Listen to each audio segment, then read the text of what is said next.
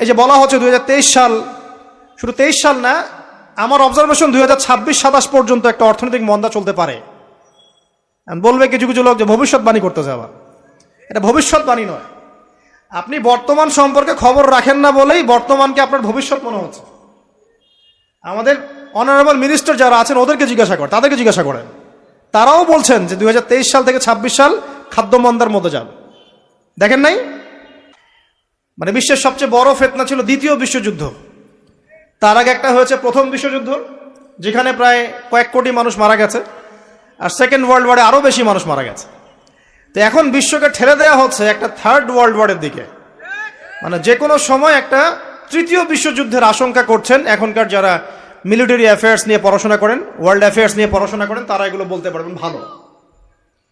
বিশ্বকে একটা খাদ্য মন্দার দিকে ঠেলে দেওয়া হচ্ছে, বিশ্বকে একটা দুর্ভিক্ষের দিকে ঠেলে দেওয়া হচ্ছে, এবং মহামারীর মধ্য দিয়ে অলরেডি কিন্তু আমাদের বিভিন্ন দেশের ইকোনমিক অবস্থা ভালো না, তার উপরে খাদ্য সংকট, তার উপরে যে বৈশ্বিক যুদ্ধগুলো, আমদানি রপ্তানি বন্ধ হয়ে যাচ্ছে, তেল গ্যাসের দাম বেড়ে যাচ্ছে, জনগণ হাহাকার করছে। এই পলিটিক্যাল গ্লোবাল অ্যাফেয়ার্সের ফিতনা এগুলা। তা আপনাকে এই জন্যই প্রথমে আমি একটা কথা বললাম যে ফিতনাময় একটা পরিবেশে একজন মুমিন যার অন্তর্দৃষ্টি আছে, যে কোরআন এবং সুন্নাহ দিয়ে এই বিশ্বের এই রহস্যগুলো উদ্ঘাটন করতে পারে, সে ভালো থাকতে পারে না। তার মনটা সবসময় কিন্তু মানে ব্যাকুল থাকবে যে কিভাবে এইসব সমস্যা থেকে নিজে উত্তরণের পথ খুঁজতে পারি, আর আমার পরিবারকে বাঁচাতে পারি, আর আমার জনগণকে বাঁচাতে পারি। আর যদি আপনি আত্মকেন্দ্রিক হন, স্বার্থপর হন, তাহলে নিজের চটকায় তেল দিবেন, নিজে ভালো থাকলেই বাপের নাম। তো দেখুন, এই জামানার কথাই নবীজি বলছেন সাল্লাল্লাহু আলাইহি ওয়াসাল্লাম, তোমাদের সামনে এমন একটা যুগ আসছে, নবীজি বলছেন জামানা সাবরিন, কঠিন জামানা, যেই জামানায় ঈমান নিয়ে চলাটা হবে হাতের মধ্যে আগুন নিয়ে চলার মতো। নবীজি বলছেন ওই সময়ে সাহাবী জিজ্ঞাসা করছেন, ইয়া রাসূলুল্লাহ, আমি ওই সময়ে কি করব, ওই সময় আমি কি করব, আমাকে কি পরামর্শ দিচ্ছেন? নবী সাল্লাল্লাহু আলাইহি ওয়াসাল্লাম বলছেন, হে আমর ইবনে আস, তুমি ওই সময়ে বাড়িতে অবস্থান করো, বাসায় থাকো, বিনা প্রয়োজনে বাড়ির বাইরে এসো না। ওই সময় তুমি নিজের পাপের জন্য আল্লাহর কাছে ক্রন্দন করতে থাকো, বিনা প্রয়োজনে বাড়ির থেকে বের হয়েও না। আর মানুষের সাথে এত বেশি মেলামেশা করো না, নিজে তোমার আমল, তোমার গুনাহ নিয়ে ব্যস্ত থাকো, তোমার পাপের জন্য আল্লাহর কাছে কান্নাকাটি করো, ইনশাল্লাহ তুমি নাজাত পেয়ে যাবে। এটা একটা অপশন, মানে ফিতনাময় পরিবেশে আপনি কিভাবে বাঁচবেন, এটা একটা অপশন। আরেকটা হাদিসে গিয়ে নবী সাল্লাল্লাহু আলাইহি ওয়াসাল্লাম বলছেন যে যখন এমন ফিতনাময় পরিবেশ আসবে, তখন যদি তোমরা এই আমর বিল মারুফ নাহি আনিল মুনকার, সৎ কাজের আদেশ, অসৎ কাজের নিষেধ, আমার সুন্নতের উপর অটল থাকতে পারো, তাহলে তোমরা 50 জন শহীদের নেকি পাবে। সাহাবায়ে কেরাম বলছেন, ইয়া রাসূলুল্লাহ, আমিনহুম আও মিন্না, তাদের মধ্যে 50 জন নাকি আমাদের মধ্যে 50 জন শহীদ? নবী করিম সাল্লাল্লাহু আলাইহি ওয়াসাল্লাম বলছেন, বাল মিনকুম, বরং তোমাদের মধ্যে 50 জন শহীদ। এটা অপশন নাম্বার 2। এক কি বললাম, আপনি নিজেকে নিয়ে ব্যস্ত থাকেন, বাসায় থাকেন, বিনা প্রয়োজনে বাড়ির থেকে বের হবেন না, মানুষের সাথে কম মেলামেশা করেন, এবং নিজের পাপের জন্য আল্লাহর কাছে কান্নাকাটি করেন, নিজের আমল নামা নিয়ে ব্যস্ত থাকেন, ইনশাআল্লাহ নাজাত পাবেন। 2 নাম্বার, যদি আপনার কাছে আরো বেশি যোগ্যতা থাকে এবং আপনি আরো বেশি সাহসী হন এবং আপনি উম্মার, দেশের জনগণের কল্যাণ কামনা করেন, তাহলে অন্যদেরকেও এই ফিতনাময় পরিবেশে টিকে থাকার ফর্মুলা বলে দেন। এখানে সবর করেন, আমর বিল মারুফ নাহি আনিল মুনকারের কাজ করেন, আল্লাহ পাক আপনাকে ইনশাআল্লাহ 50 জন শহীদ সাহাবীর নেকি দিবেন ইনশাআল্লাহ। আরো অপশন আছে। কি অপশন? ওই যে আসহাবুল কাহফ কি করেছিল, একটা ফিতনাময় পরিবেশ থেকে নিজেরা আস্তে করে সরে গিয়েছে। যখন আপনি পরিবেশকে পরিবর্তন করতে আর পারছেন না, দাওয়াত দিয়েও কোনো কাজ হচ্ছে না, মানুষ কথাও শুনছে না, জুলুম নির্যাতন বাড়তেই আছে, টিকে থাকা মুশকিল, তখন তাদের হিসেবের দায়িত্ব আল্লাহর উপর ছেড়ে দেন, আপনি ওখান থেকে ডিসকানেক্টেড হয়ে যান। এটা একটা অপশন। হয়তো আপনার কাছে মনে হচ্ছে না এখন ওই যুগ আসে নাই, কিন্তু আমি আপনাকে বলে দেই যে কোরআন এবং সুন্নাহর চোখ দিয়ে যদি আপনি দেখতে শেখেন এবং বর্তমান বিশ্বের প্রেক্ষাপটটা অ্যানালাইসিস করার যোগ্যতা আপনি অর্জন করেন কোরআন সুন্নাহর চোখ দিয়ে, আপনি বুঝতে পারবেন সেই সময় অনেক আগেই চলে এসেছিল। এখন ফিতনা এবং ফাসাদময় এই পরিবেশে আমরা কি করতে পারি ছোট স্কেলে, বড় স্কেলে না, ছোট স্কেলে। আমি আজকে বড় বিষয় নিয়ে কথা বলতে আসি নাই, কারণ আমি চিন্তা করলাম যে আসলে প্রথমে যদি ব্যক্তিকেন্দ্রিক বিষয়টা ঠিক না হয়, বড় বিষয় আলোচনা করে কোনো লাভ নাই। আগে ব্যক্তি যদি ঠিক না হয়, বড় বিষয় আলোচনা করে আসলে কোনো লাভ নাই, আপনারা বুঝবেনও না, মাথার উপর দিয়ে চলে যাবে। এখন গ্লোবাল অ্যাফেয়ার্স নিয়ে কথা বলে খুব একটা ফায়দা নাই আপনাদের। এখন ইকোনমিক পুরো এই সুদভিত্তিক সিস্টেম আপনি চেঞ্জ করতে পারবেন না, এবং পুরো যে তাগুতি ব্যবস্থা আপনি চেঞ্জ করতে পারবেন না। আপনি কি করতে পারবেন? আপনি নিজেকে পরিবর্তন করতে পারবেন, আপনার পরিবারকে পরিবর্তন করতে পারবেন। এতটুকু আপনার পক্ষে এখন পর্যন্ত সহজ, ঠিক না? ঠিক কথা। এটা আপনি এখন করতে পারবেন। তো এটার ফর্মুলা কি? ফর্মুলা ঘাটতে গিয়ে আল্লাহ পাক আমার মাথার মধ্যে একটা হাদিস নিয়ে এসে দিলেন। কারণ আমি বিশ্বাস করি যে আপনারা বলছেন মৌলানা, আল্লামা, আমি আসলে এমন কিছু নই। এই কথাগুলো আসলে আমার সাথে যায় না। আমি নিতান্তই একজন ছোট মানুষ এবং তালেবে ইলম, জ্ঞানের পথের পথযাত্রী। আর আমি তালেবে ইলম হয়ে থাকতে চাই। আমি মুফতি নই, আমি মুহাদ্দিস, মুফাসসির বা এই যে শব্দগুলো আপনারা বলছেন, এমন কিছুই নয়। আসলে কিয়ামতের মাঠে আমি জান্নাতে যেতে পারবো কিনা আমি নিজেই জানি না। যখন কোনো মানুষ নিজেকে অনেক বড় মনে করা শুরু করবে, বুঝে নেবেন সেই ইবলিসের আনুগত্য করা শুরু করেছে আর কি। কারণ ইবলিস বলেছিল আবা ওয়াস্তাকবারা, আমি খলাকতানি মিন নার ওয়া খলাকতাহু মিন তিন, আমাকে সৃষ্টি করেছেন আগুন দিয়ে, আদমকে সৃষ্টি করেছেন মাটি দিয়ে, আমি কেন আদমকে সিজদা করতে যাব? তো এটা ইবলিসের চরিত্র, আবা ওয়াস্তাকবার, সে উদ্ধত হয় এবং অহংকার প্রদর্শন করে। তো আমি মনে করি যে আমি কিছু বলি না, আল্লাহ রাব্বুল আলামিন আমাকে বলার তৌফিক দেন মাত্র, আলহামদুলিল্লাহ। তা আমার মাথায় একটা হাদিস আসছে, সকাল থেকে ঘুরছে। সেটা হচ্ছে, দেখুন, বারা ইবনে আযিব রাদিয়াল্লাহু আনহু থেকে বর্ণিত হাদিসটা আসছে এবং হাদিসটা বিশুদ্ধ। এখান থেকে আমি মূল আলোচনা যাচ্ছি যে একদিন আনসার মানুষদের মধ্যে, আনসার কারা? আমাদের আনসার বাহিনী। আনসার কারা? যারা মুহাজির সাহাবীদেরকে আশ্রয় দিয়েছিল মদিনায়, তাদেরকে কি বলা হয়? আনসার। তাহলে শব্দটা সুন্দর না? তাহলে আমাদের বাহিনীর নামটাও সুন্দর, মাশাআল্লাহ।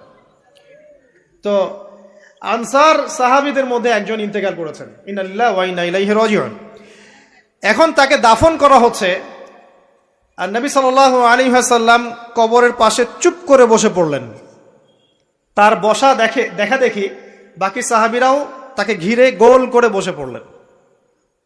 তারা বলছেন, আমরা এমন ভাবে এখানে বসেছিলাম যেন আমাদের মাথার উপরে পাখি এসে বসতে পারে, চুপচাপ, কোনো নড়াচড়া নাই। দেখেন রাসূলের সাথে বসার সুন্নত, দেখেন কোরআন এবং হাদিসের মাহফিলে বসার কিন্তু সুন্নত আছে। এখানে বসে দুনিয়াবি এত গল্পগুজব করা যাবে না, এই মোবাইল টোবাইল হাবিজাবি নিয়ে এত ব্যস্ত থাকা যাবে না, দিলের কান দিয়ে শুনতে হবে, ঠিক আছে? আদব আছে, না হলে কথা আপনার উপর তাসির করবে না। তারা এমনভাবে বসেছিলেন যেন মাথার উপরে পাখি বসতে পারে, সুবহানাল্লাহ। এবার নবী করিম সাল্লাল্লাহু আলাইহি ওয়াসাল্লাম বলছেন যে যখন মাইয়েতকে কবরে শোয়ানো হয় তখন সে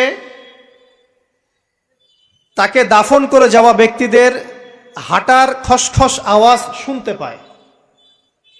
এরপরে তাকে যখন শুইয়ে দেওয়া হয়, সে যদি মুমিন ব্যক্তি হয় তাহলে তার মাথার দিকে তার সলাত এসে দাঁড়িয়ে যায়। দুনিয়াতে আপনি যে নামাজগুলো পড়েছেন, আমি যে নামাজগুলো পড়ছি, এগুলো মাথার দিকে দাঁড়িয়ে যায়। ডান দিকে চলে আসে তার সওম, সওম মানে কি? রোজা। বাম দিকে চলে আসে যাকাত, যাকাত মানে কি? যাকাতের সাথে তো আমরা পরিচিত নই। আমরা ওই যে রাস্তাঘাটে যে দান খয়রাতগুলো উঠানো হয়, এগুলোর সাথে খুব পরিচিত, তাই না? কত টাকা, কত পয়সা, কি কি গান গড়ে আর টাকা কালেকশন করে না? অনেক সময় দেখা যায় রাস্তায় যাচ্ছি আমরা গাড়ি নিয়ে, পারলে গাড়ির সামনে এসে হুমড়ি খেয়ে পড়বে টাকা নেওয়ার জন্য। এইভাবে টাকা কালেকশন করতে কে শিখিয়েছে ইসলামে? আর আমরা অনেক সময় ছোট ছোট বাচ্চাদেরকে দিয়ে, মাদ্রাসার ছোট ছোট বাচ্চাদেরকে দিয়ে টাকা কালেকশন করাই। এটা ঠিক না। কেন ঠিক না জানেন? ছোটবেলা থেকেই ওর ব্যক্তিত্ব নষ্ট হচ্ছে। এই হাতটা উত্তম না এই হাতটা উত্তম? উপরের হাত উত্তম, নিচের হাত উত্তম? তো ছোটবেলা থেকে সে নিচের হাতে অভ্যস্ত হচ্ছে। দেখেন, এত টাকা পয়সা কালেকশন করে আমাকে আর একটা স্বতন্ত্র মসজিদ করতেই হবে জরুরি? খুবই জরুরি ছিল। মানুষের কাছে হাত চেয়ে হাত পেতে রাস্তাঘাটে এরকম করে গাড়ি থামিয়ে তারপরে কি বলবো সুর করে গান গেয়ে এত টাকা পয়সা কালেকশন করতেই হবে? মসজিদটা আমাকে টাইলস ফিটিং করতেই হবে? এসি মসজিদ করতেই হবে? আমরা এমনও মসজিদ রংপুরে দেখেছি 10 বছরেও টাকা কালেকশন শেষ হয় নাই। 10 বছর ধরে কালেকশন হচ্ছে। আমি ছোটবেলা থেকে দেখছি কালেকশন হচ্ছে। কি বুঝলেন? তো এগুলো আমাদের ব্যক্তিত্ব নষ্ট করে। মুসলিমরা উপরের হাতের মালিক। সারা বিশ্ব আমরা একসময় চালিয়েছি। এই পশ্চিমা সভ্যতা আমাদেরকে কি শিখায়? সারা বিশ্ব আমরা চালিয়েছি। এই আপনার উমাইয়া খেলাফতের সময়ও কর্ডোভায় আব্দুর রহমানের যে শাসন ছিল, কর্ডোভায় স্পেন, পর্তুগাল, এই পুরো জায়গাগুলো পশ্চিমা বিশ্বের, এগুলো মুসলিমরা শাসন করেছে প্রায় 500-600 বছর। ইতিহাস তো আমরা জানিও না, পড়িও না, ভুলে গেছে। ইতিহাস পড়তে হয়। হিস্ট্রি ঘাটলে দেখবেন রাসূল সাল্লাল্লাহু আলাইহি ওয়াসাল্লামের 23 বছরের নববী যুগ, স্বর্ণযুগ, তারপর আবু বকর সিদ্দিকের খেলাফত, তারপর উমর ইবনুল খাত্তাবের খেলাফত। আবু বকর সিদ্দিকের 2 বছর বা 2.5 বছর, উমর রাদিয়াল্লাহু আনহুর প্রায় 10 বছর, তারপর উসমান রাদিয়াল্লাহু আনহুর 12 বছর, আলী রাদিয়াল্লাহু আনহুর প্রায় 2-2.5 বছর, তারপরে হাসান রাদিয়াল্লাহু আনহু 6 মাস। এরপরে উমাইয়া খেলাফত শুরু হলো মুয়াবিয়া রাদিয়াল্লাহু আনহুর হাতে, প্রায় 20 বছর। উমাইয়ারা শাসন করেছে প্রায় 90 থেকে 100 বছর। তারপর জাব নদীর যুদ্ধে উমাইয়া আব্বাসীয়রা একে অপরের সাথে যুদ্ধ করেছে, করে উমাইয়ারা পরাজিত হয়ে আব্বাসীয়রা ক্ষমতায় গিয়েছে। ক্ষমতায় গিয়ে তারা প্রায় শাসন করেছে প্রায় 550 বছর। এদিকে উমাইয়াদের মধ্যে যারা পরাজিত হয়েছে ওরা চলে গিয়ে কর্ডোভা, আন্দালুসিয়া, ওই দিকে খেলাফত কায়েম করেছে। তারপরে আবার এদিকে ফাতেমি খেলাফত ছিল, উসমানীয় খেলাফত ছিল, তারপরে মিশরে তুলুনি একটা রাজবংশ ছিল, আমাদের সাবকন্টিনেন্টে মোগলরা ছিল, সারা বিশ্বে আমরাই ছিলাম। ইতিহাস তো ভুলে গেছে। তা আমরা সবসময় উপরের হাত ছিলাম, উপরের হাত। আমরা দিতাম, মানুষ নিত। আর এখন কি হয়েছে? আমরা এখানে আমরা চাই, মানুষ দেয়। আর ওরা কি এমনি দেয়? ওরা চড়া সুদ দিবে না? ওয়ার্ল্ড ব্যাংকে যান লোন নিতে, চড়া সুদ। মানে এই সুদ শোধ করতে গিয়ে বিভিন্ন দেশ শ্রীলঙ্কা হয়ে যাচ্ছে। সুদ তো শোধ করতে হবে, এমনি তো আপনাকে আর এগুলো দিবে না। তো এই সুদটা শোধ করতে গিয়ে আমাদের জিনিসপত্রের দাম বেড়ে যাবে, তারপরে দেখবেন জনগণের উপর কর বেড়ে যাবে, অনেক প্রবলেম। আর এই প্রবলেমগুলো ফেস করতে হবে কি কারণে? রিবা বা সুদের কারণে। তো এই যে বলছি, দেখেন ছোটবেলা থেকেই যে আমরা নিচের হাতে অভ্যস্ত হচ্ছি, এটা ত্যাগ করতে হবে। ব্যক্তিত্বের পরিচয় দেন। এত টাকা পয়সা চেয়ে প্রতিষ্ঠান করার দরকার নাই। আমার জমি আছে 1 বিঘা, আমি প্রতিষ্ঠান করবো ইনশাআল্লাহ। আপনার 2 বিঘা আপনি করেন, যার সামর্থ্য আছে সে করবে, সামর্থ্য নেই করার দরকার নাই। আর একটা মসজিদ যদি কবুল হয়, একটা মসজিদ একটা জেলার জন্য যথেষ্ট। একটা মসজিদে নববী থেকে নবী সাল্লাল্লাহু আলাইহি ওয়াসাল্লাম সারা দুনিয়া শাসন করেছে। আর আমাদের তো কোটি কোটি মসজিদ বাংলাদেশে। এই যুগের কথাও নবীজি বলেছেন, যে যুগে মসজিদগুলো চাকচিক্যময় হবে, মসজিদগুলো কি হবে? চাকচিক্যময় হবে, হেদায়েত উঠে যাবে, এবং মসজিদের মধ্যে শোরগোল, হট্টগোল বেড়ে যাবে। দেখেন না মসজিদে হট্টগোল বেড়ে গেছে না? এটা সেই যুগ। তো যেটা বলছিলাম প্রিয় ভাইরা, যে নিচের হাতে অভ্যস্ত না, উপরের হাতে অভ্যস্ত হতে হবে। এই কারণে এই যে একটা হাদিসের কথা শুরু করলাম, যে আনসার সাহাবী কারা ছিল? যারা মুহাজির সাহাবীদেরকে আশ্রয় দিয়েছে। এখন এই সাহাবীদের মধ্যে একজন ইন্তেকাল করেছে, তার লাশ যখন রাখা হচ্ছে তখন নবীজি বলছেন, মাথার দিকে মাইয়েতের আসে কি? সলাত। সলাত মানে কি? নামাজ। 5 ওয়াক্ত নামাজ আজকে থেকে ছাড়বেন? ওয়াদা করেন আজকে থেকে 5 ওয়াক্ত নামাজ ছাড়বো না ইনশাআল্লাহ। একটা হাদিস খালি বলি, মান তারাকা সালাতান মুতাআম্মিদান ফাকাদ কাফারা, মান তারাকা সালাতান মুতাআম্মিদান ফাকাদ কাফারা। আবার শোনেন, ক্বালা রাসূলুল্লাহ সাল্লাল্লাহু আলাইহি ওয়াসাল্লাম, মান তারাকা সালাতান মুতাআম্মিদান ফাকাদ কাফারা। আর মুয়াজ বিন জাবাল রাদিয়াল্লাহু আনহু কে নবীজি বলেছেন, মান তারাকা সালাতান মুতাআম্মিদান ফাকাদ বারিয়াত মিন জিম্মাতিল্লাহ। যে ব্যক্তি নিজের উপর ফরজ নামাজ ছেড়ে দিল, সে কুফরি করলো, সে কুফরি করলো, সে কুফরি করলো।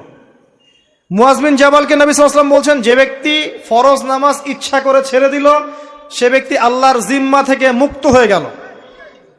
নামাজ ছাড়বেন প্রিয় ভাই?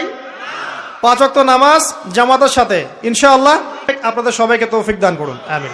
জামাত যদি না পান একা পড়ে নেবেন, ঠিক আছে? যদি ঘুমিয়ে থাকেন ঘুম থেকে উঠে পড়বেন, ভুলে গেছেন যখন মনে হবে তখন পড়বেন।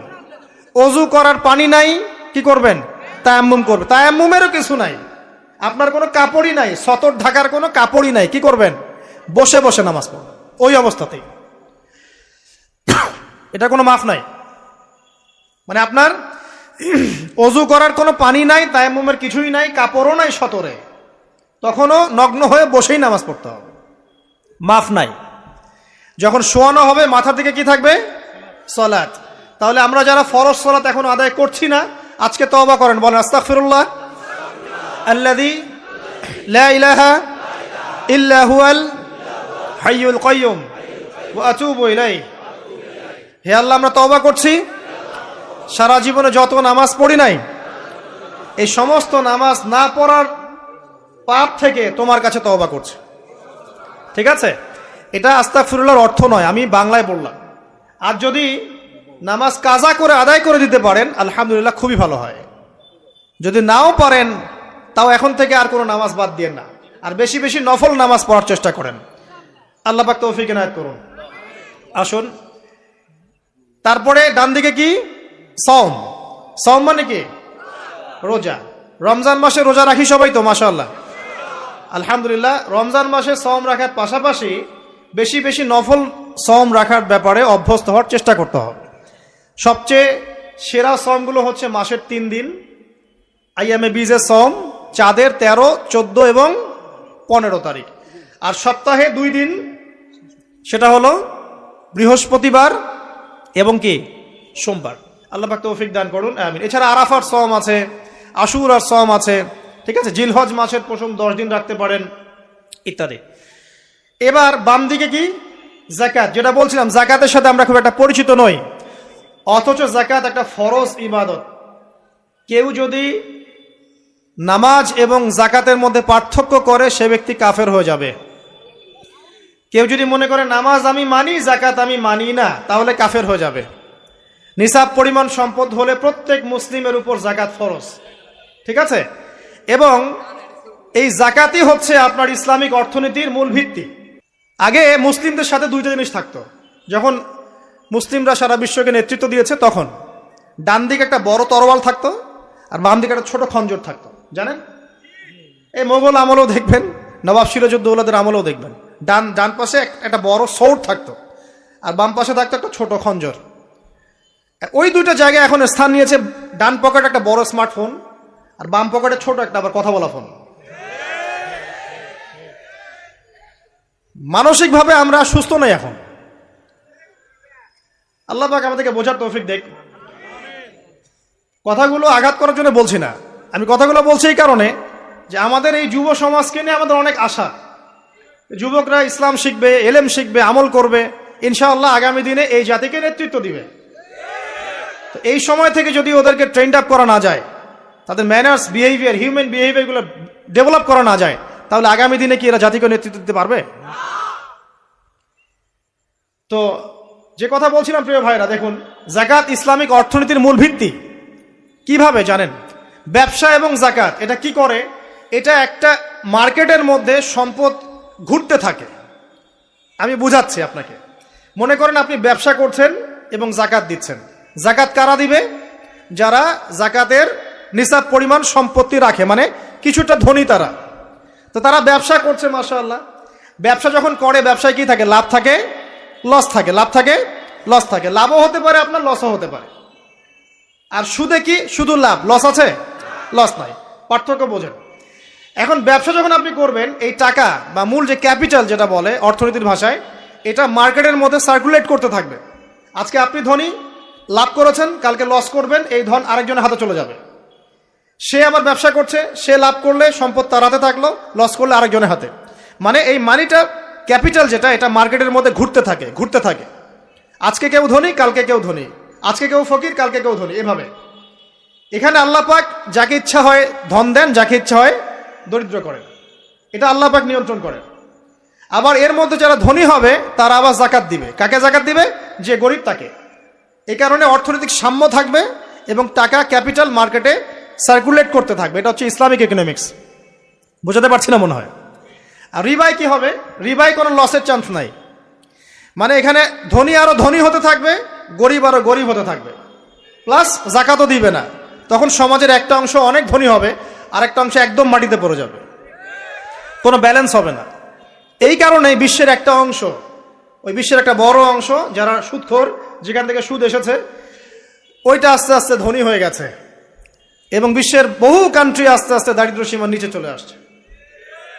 এটা শুধু ব্যক্তির ক্ষেত্রেই নয়, এটা সমাজের ক্ষেত্রেই নয়, পুরো বিশ্বেটা হচ্ছে। তো এই হলো রিবা এবং ব্যবসা ভিত্তিক জাকাত ভিত্তিক ইকোনমিক সিস্টেমের পার্থক্য, বেসিক ডিফারেন্স। রিবার মধ্যে আল্লাহ পাক তার হাত উঠিয়ে নেন, আল্লাহ পাক সেখানে আর ইন্টারফেয়ার করেন না। ঠিক আছে, সুদ খাচ্ছ, তুমি তোমার মতো চলো এখন। আর ব্যবসা ভিত্তিক ইকোনমিক্স চললে আল্লাহ পাক সেখানে কাউকে ধন দিবেন, কারো কাছ থেকে নিবেন। আপনার ধন নিয়ে আমাকে দিবেন, আমার ধন নিয়ে আপনাকে দিবেন। আর আমি যদি ধনী হই, আমি আবার জাকাত দিব, সেই জাকাতের টাকা আবার আপনার হাতে যাবে, কেউ না খেয়ে মরবে না।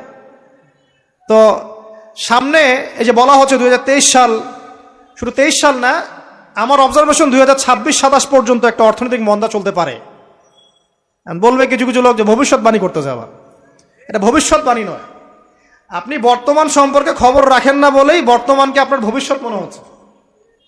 আমাদের অনারেবল মিনিস্টার যারা আছেন ওদেরকে জিজ্ঞাসা করেন, তাদেরকে জিজ্ঞাসা করেন, তারাও বলছেন যে 2023 সাল থেকে 26 সাল খাদ্য মন্দার মধ্যে যাবে। দেখেন নাই? তারা এই কথা বলছেন কারণ তারা বুঝতে পারছেন ওয়ার্ল্ডের অবস্থা ভালো না। এখানে একটা সলিউশন বলছে, ইচ্ছা হলে আপনি গ্রহণ করতে পারেন, ইচ্ছা হলে নাও করতে পারেন। আমার তো চাপিয়ে দেওয়ার কোনো ক্ষমতা নাই। ফাযাক্কির ইন্নামা আনতা মুযাক্কির, আপনি শুধু উপদেশদাতা। লাস্তা আলাইহিম বিমুসাইতির, আপনি কারো প্রতি দারোগা নন। কি উপদেশ? এই যে জাকাত, যেটা জাকাত, আমাদের জাকাত যেটা আসে, এটাকে একটু বড় পরিসরে কালেক্ট করার চেষ্টা করতে হবে। করে যদি আমরা সুষ্ঠু বন্টন করতে পারি গরিবদের মাঝখানে, ইনশাআল্লাহ কেউ খাদ্য অভাবে মারা যাবে না ইনশাআল্লাহ। আল্লাহ পাক আমাদেরকে বোঝার তৌফিক দান করুন। এর পাশাপাশি তারা যেটা বলেছেন, ইকোনমিক সেকশনের লিডার যারা আছে তারা যেটা বলছেন এটা ঠিক বলছেন। তারা বলছেন কৃষিভিত্তিক অর্থনীতির কথা বলছেন, এটার সাথে আমি 100% একমত। কারণ আল্লাহ পাকের কোরআন, এই কোরআনের মধ্যে বেশিরভাগ যে অর্থনীতির কথা এসেছে তা হচ্ছে কৃষিভিত্তিক অর্থনীতি। এটা কি জানেন? হয়তো জানেন না। কোরআনে যত ইকোনমিক সিস্টেমের কথা আসছে তার মধ্যে সবচেয়ে বেশি এসেছে কৃষিভিত্তিক অর্থনীতির কথা, তারপর ব্যবসা এবং জাকাত।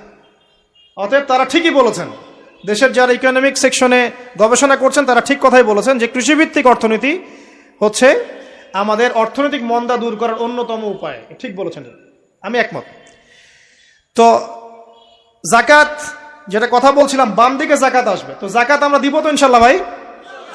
যাদের শোনেন, বাংলাদেশে এমন অনেক শিল্পপতি আছে যাদের একজনে জাকাতের টাকা দিয়ে একটা গ্রাম চলতে পারে। আর জাকাতের টাকা কিন্তু শুধু এক বছরে আসবে না, প্রতি বছরেই ঘুরে ঘুরে আসবে। মনে করেন যে আপনাদের এলাকার মধ্যে অনেক বিত্তশালী আছেন, আমি দোয়া করি মন থেকে আল্লাহ পাক বিত্তশালীদের অন্তরটাকে নরম করে দিক এবং ওসমান রাদিয়াল্লাহু আনহুর মতো দানশীল করে দিক। আমরা দোয়া করি। আমরা কারো খারাপ চাবো? সবার জন্য হেদায়েতের দোয়া করব।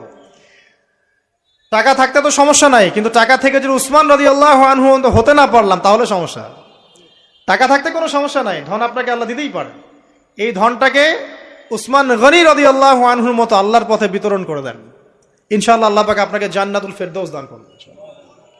তো অনুরোধ থাকবে, দেখেন আপনারা যদি একটা এলাকার জাকাত কালেক্ট করতে পারেন, মনে করেন কথার কথা এখানে কিছু মেয়ে আছে যারা খারাপ পথে পা বাড়িয়েছে, আমার কথা বুঝতে পারছেন? আচ্ছা, এরকম পল্লী অনেক জায়গায় আছে না?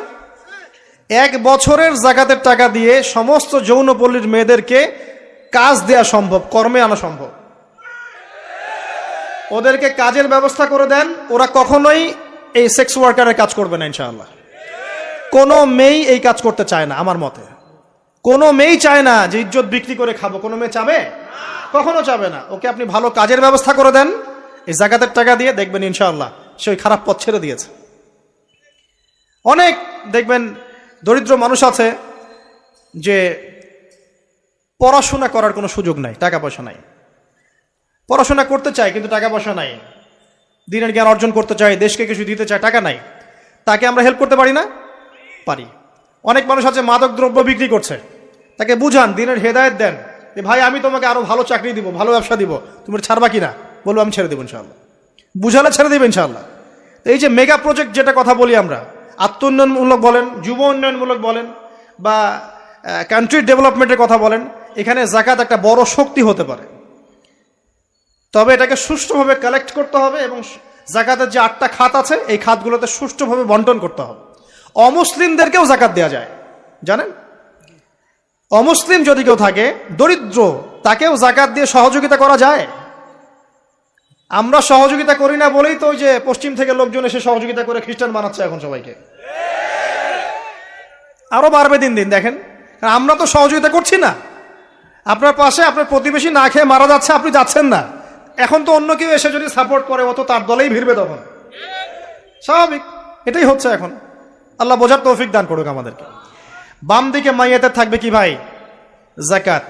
তারপরে পায়ের দিকে চলে আসবে তার আত্মীয়তার সম্পর্ক রক্ষার ইবাদত, তার এই যে অন্যান্য দান সদকা, তার নফল আমল, তার তাসবিহ তাহলিল, তার কোরআন তেলাওয়াত ইত্যাদি পায়ের দিকে চলে আসবে। এখানে একটা হাদিস এসেছে, সূরাতুল মুলক যে ব্যক্তি রাতের বেলা তেলাওয়াত করবে, কোন সূরা ভাই? তাবারাকাল্লাযী বিয়াদিহিল মুলক ওয়া হুয়া আলা কুল্লি শাইইন কাদির। এই সূরা যে ব্যক্তি রাতের বেলা করে তেলাওয়াত করবে, ইনশাআল্লাহ সূরা মুলকও কবরে তার সাথে থাকবে এবং কবর আযাব থেকে সূরা মুলক তাকে বাঁচাবে ইনশাআল্লাহ। আমি বুঝাচ্ছি যে কি অবস্থাটা হবে।